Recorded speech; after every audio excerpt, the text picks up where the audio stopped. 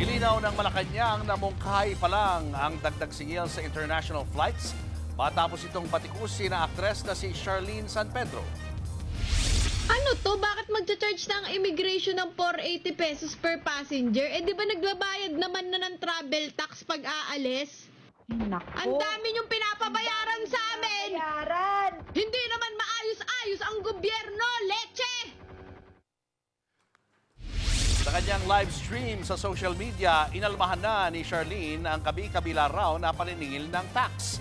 Yan ay kahit di raw maayos ang serbisyo ng gobyerno. Nanawagan pa siya sa mga nanonood na maging matalino sa paghalal ng mga opisyal para matiyak na nagagastos ng tama ang binabayad nating buwis.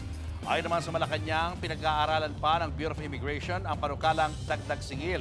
Sakaling matuloy, layunin lang daw nitong mapaganda ang serbisyo sa mga paliparan.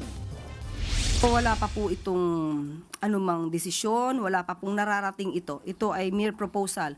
So wag po muna mag-alala ang ating mga kababayan dahil mas nauna po talaga silang mag-react. Wala pa po ito. Alam naman natin po kung ano po ang layunin nito. Ang layunin nito ay magkaroon ng mas ligtas at mas modernong border control system. Mga kapatid, Julius Babaw po.